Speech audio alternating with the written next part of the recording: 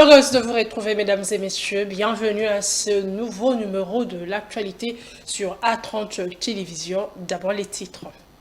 En ce jour de travail à Lubumbashi, depuis ce jeudi, le président de la République a posé la première pierre du nouvel aéroport de la Luano.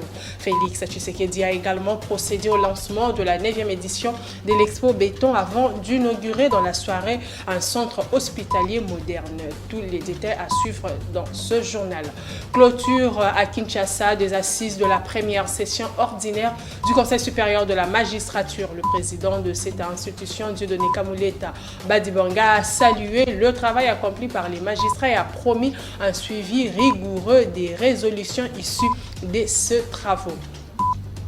Alors que le débat sur un possible passage à un État fédéral refait en République démocratique du Congo, le cardinal Fridolin Ambongo monte au créneau. L'archevêque métropolitain de Kinshasa met en garde contre toute initiative risquant de fragiliser l'intégrité territoriale du pays. C'est tout pour le titre. Place au développement.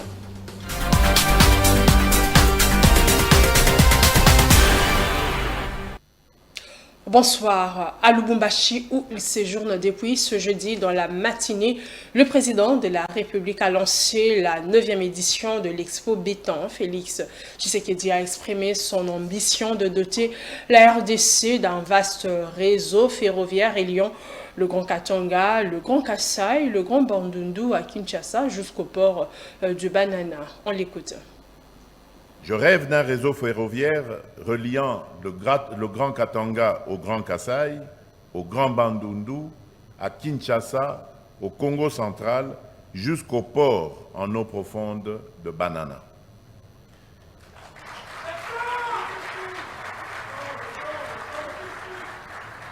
Cette colonne vertébrale sud-ouest est une priorité pour notre pays, car elle renforcera la connectivité interne et ouvrira de nouvelles perspectives économiques.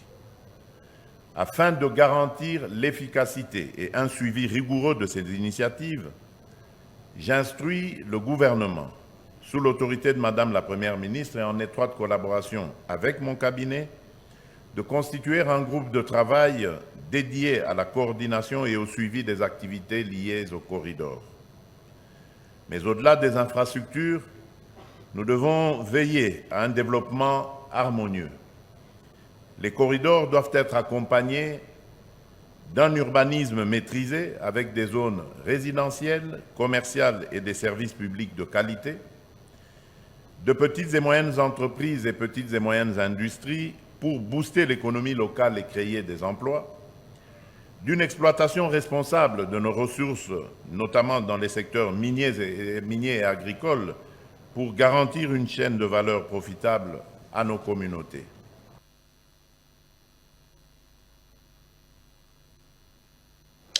Bien avant, le président de la République, Félix Tshisekedi, a posé la première pierre du nouvel aéroport de Luano à Lubumbashi. Le chef de l'État congolais a également procédé à l'inauguration d'un centre hospitalier portant son nom. Nous y reviendrons avec force et détails dans nos prochaines éditions. Avant de s'envoler pour le Haut-Katanga, le président Félix Tshisekedi a reçu mercredi à la Cité de l'Union africaine son homologue togolais Faure Gnassingbé, nouveau médiateur désigné par l'Union africaine dans le conflit à l'est de la République démocratique du Congo. Les échanges ont porté sur la relance des processus de paix de Luanda et Nairobi. L'Angola, médiateur précédent, s'est retiré après 2 échecs, notamment l'absence d'une rencontre entre les présidents Tshisekedi et Kagame.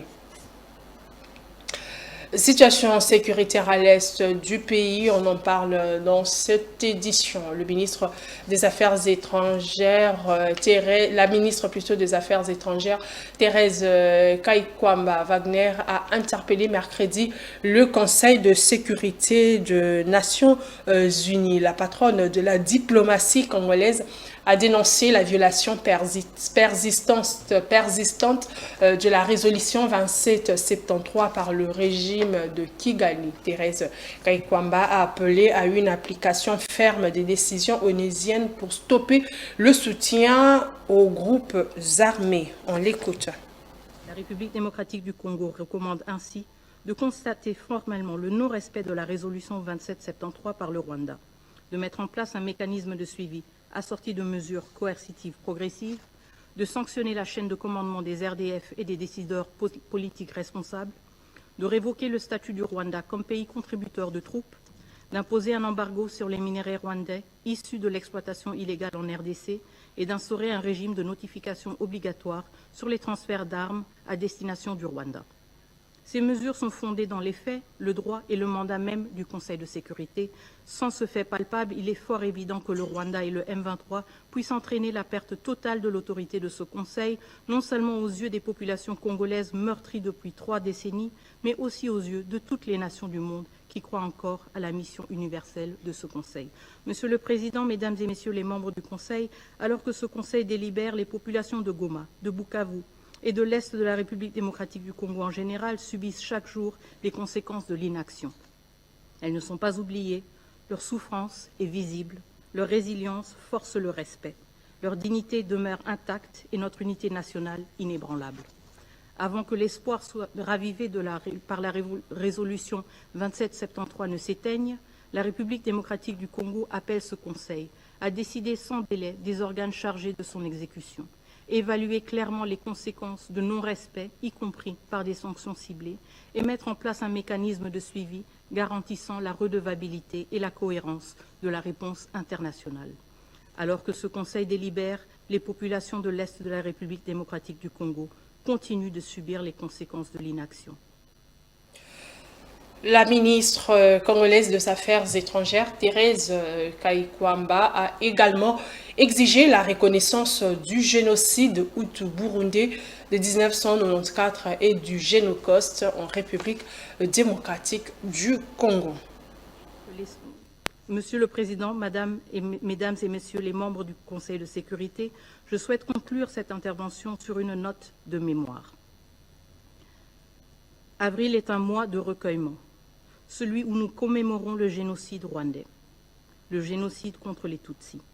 Ce drame a, à juste titre, marqué la conscience mondiale.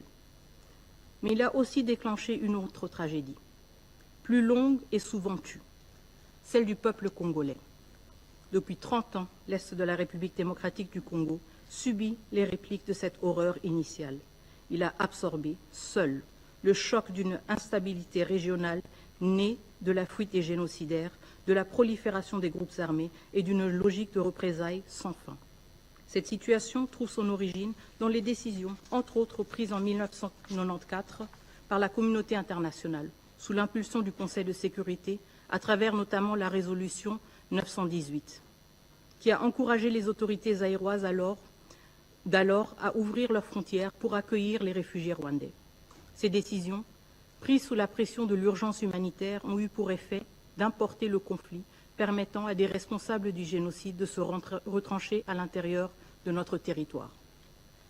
Depuis lors, la République démocratique du Congo est caractérisée par des cycles récurrents de violence et d'ingérences violentes, initialement justifiées par des préoccupations sécuritaires, mais éventuellement motivées par des gains économiques et l'exploitation de nos ressources.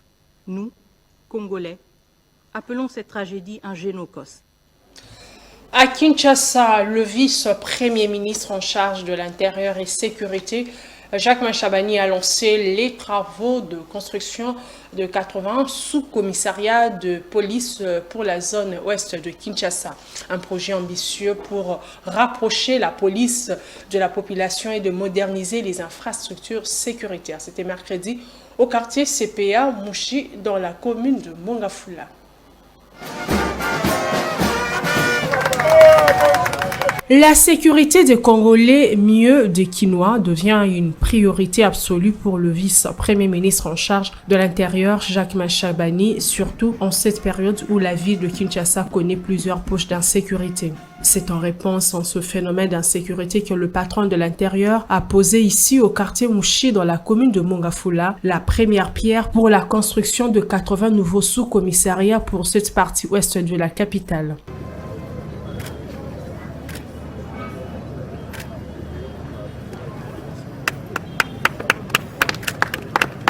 Un projet qui s'inscrit dans le cadre d'un programme gouvernemental de modernisation des infrastructures policières à travers la capitale. Nous avions pris l'engagement d'améliorer les conditions de travail de notre police nationale congolaise. Je crois que tous nous sommes conscients des défis sécuritaires que traverse notre pays sur toute l'étendue de la République, des défis dont notre police nationale est amenée à relever pour mieux sécuriser nos populations, mieux sécuriser le territoire national et mieux sécuriser les biens et les personnes sur le territoire national. Ces infrastructures seront équipées chacune d'un bureau pour le commandant, d'un espace pour l'officier de police judiciaire et des cellules séparées pour les hommes et les femmes. L'ajout de ces 80 sous-commissariats portera le nombre total de nouvelles structures policières à 240 à travers toute la ville de Kinshasa. À noter que les 80 sous-commissariats sont également prévus dans la zone de Kinshasa Centre et Kinshasa Est.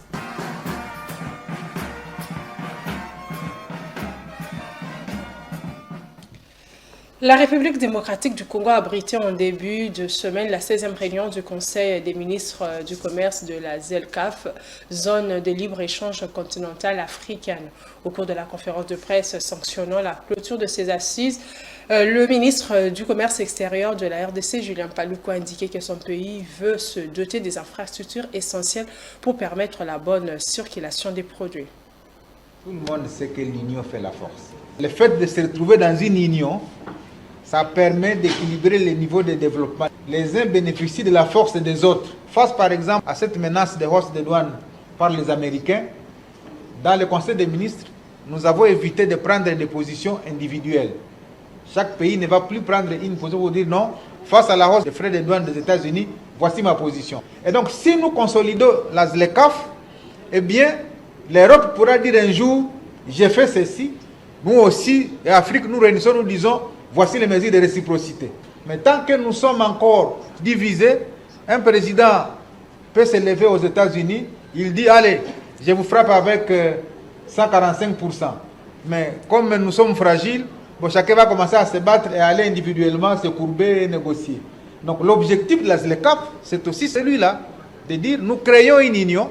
À chaque fois qu'il y a des enjeux mondiaux qui se présentent, eh bien, on prend une position commune, on peut se dire, à partir d'aujourd'hui, aucun pays africain ne puisse exporter sa matière première vers tel pays. Toutes ces industries européennes et américaines ne fonctionnent qu'avec la matière première qui vient de l'Afrique. À travers ces commerces intra-africains, les pays vont commencer à identifier les potentialités qu'il y a dans d'autres pays africains. Parce qu'on croit qu'il n'y a que des potentialités ailleurs. Ce qui est important de retenir, c'est que la RDC se prépare déjà. Et c'est la raison pour laquelle, connaissant les défis liés aux infrastructures, lorsque la RDC a renégocié le contrat chinois et a gagné 7 milliards de dollars sur les 15 ans, elle a destiné essentiellement ses moyens aux infrastructures. Tout cela, c'est dans la perspective de devoir ouvrir la République démocratique du Congo et de lui permettre effectivement de commercer avec tous les pays du monde.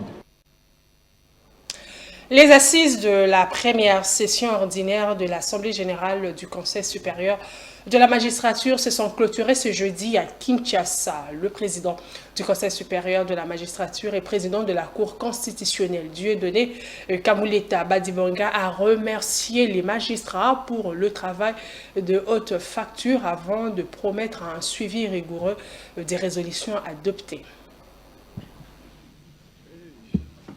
Après plusieurs jours de travaux, c'est sur une note positive qui s'est clôturée la première assemblée générale du Conseil supérieur de la magistrature. De voies et moyens ont été explorés pour une justice équitable, gage du développement de la RDC. La première ministre Judith Suminwa, qui a clôturé ses assises, a salué le courage des magistrats qui ont bravé la terreur et l'arbitraire dans les zones sous occupation de l'armée rwandaise. Je réaffirme la détermination de son Excellence, Monsieur le Président de la République, chef de l'État, magistrat suprême. Nous ne céderons pas face à ceux qui cherchent à désacraliser votre noble mission de juger. De son côté, Dieudonné Kamuleta a salué l'engagement du président Félix Tshisekedi pour l'instauration de l'état de droit en République démocratique du Congo. L'Assemblée générale ordinaire du Conseil supérieur de la magistrature, session 2025, dont les travaux vont se clôturer tout à l'heure par l'autorité du chef de l'État ici représenté, aura marqué d'une tâche indélébile le pouvoir judiciaire de notre pays d'une part, par le respect pour la toute première fois depuis sa création par la Constitution en 2006, de la date légale de sa convocation fixée par l'article 10 de la loi organique numéro 08/013 du 5 août 2008 portant organisation et fonctionnement du Conseil supérieur de la magistrature au premier lundi du mois d'avril et d'autre part par la présence personnelle du magistrat suprême à l'ouverture, sa tenue sous son haut patronage et l'abondance de la matière traitée qui a abordé dans un temps record les aspects administratifs et judiciaires concernant tout le pouvoir judiciaire ainsi que la vie du magistrat. Ces assises se sont clôturées par la présentation du rapport annuel du Conseil supérieur de la magistrature, la question relative à la carrière des magistrats, entre autres la nomination, la promotion, la démission, la mise à la retraite, la révocation et les cas échéants de la réhabilitation, mais aussi la question relative à la discipline. Débat sur l'instauration d'un État fédéral en République démocratique du Congo. On en parle encore dans ce journal. Le cardinal Fridolin Ambongo s'inscrit en faux contre cette proposition de Olivier Kamitatu, porte-parole de Moïse Katumbi. Le prélat catholique dit tenir fermement à l'intégrité territoriale de la RDC. Pour l'archevêque métropolitain de Kinshasa, le Congo restera un et indivisible. La République démocratique du Congo restera une et indivisible. Le Congo est une nation et cette nation nous appartient. Cette nation a des frontières héritées de l'époque coloniale de la conférence de Berlin. Et cette frontière, personne ne peut le remettre aujourd'hui en question.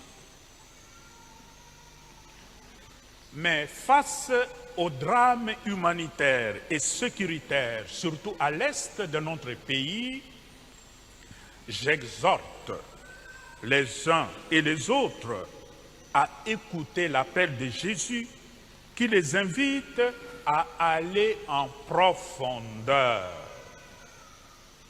à quitter la superficialité et la médiocrité. Il n'est pas normal que le peuple congolais soit seulement identifié à la danse, à la musique et encore à quoi? Rien de sérieux. Ça, c'est la vie superficielle.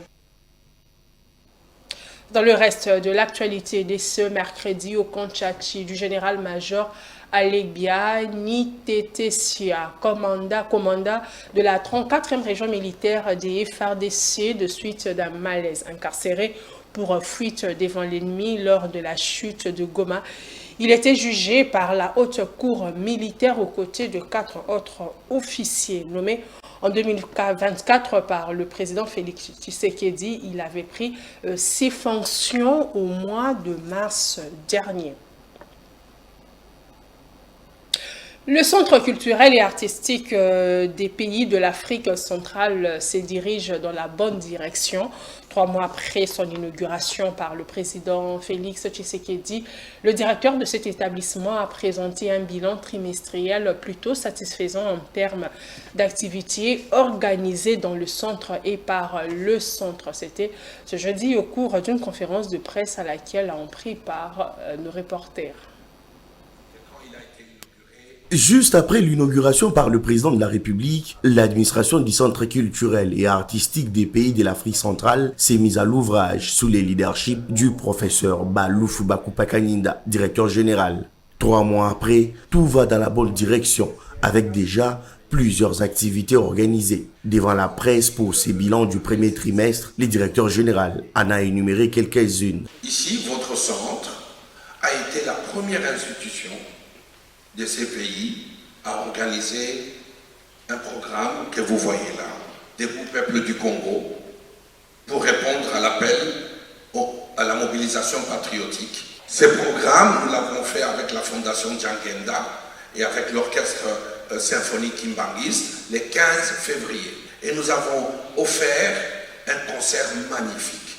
Ces centres culturels et artistiques se donnent notamment la mission d'être un non-lieu de rencontre entre ceux qui savent et ceux qui veulent savoir. Pour le reste de l'année, plusieurs activités sont au programme, comme les hommages à Papa Wemba en ce mois d'avril courant, mais aussi et surtout les centenaires de Patrice Emery Lumumba. Nous allons ici, durant 3 jours, montrer Papa Wemba, artiste majeur. Et nous allons probablement aussi revoir La vie est belle de Gangoura Moïse.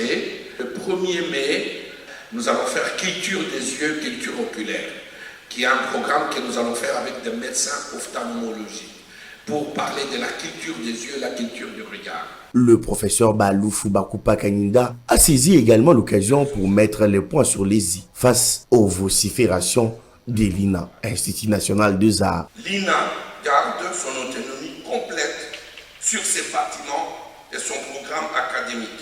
Les théâtres ici, et vous verrez, dans la page 17, c'est écrit « Logique de collaboration avec l'INA ».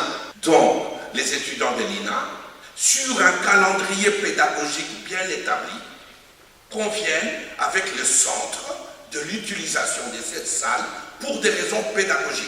À retenir également, les centres culturels et artistiques a besoin d'un peu plus de moyens pour mieux appliquer sa politique en vue de promouvoir la culture congolaise. Mesdames et messieurs, c'est par ici que nous bouclons cette session d'information. Merci à vous de l'avoir suivi. Je vous retrouve la semaine prochaine. Bonne suite de programme. N'oubliez pas que l'information reste en continu sur le www.actu30.cd.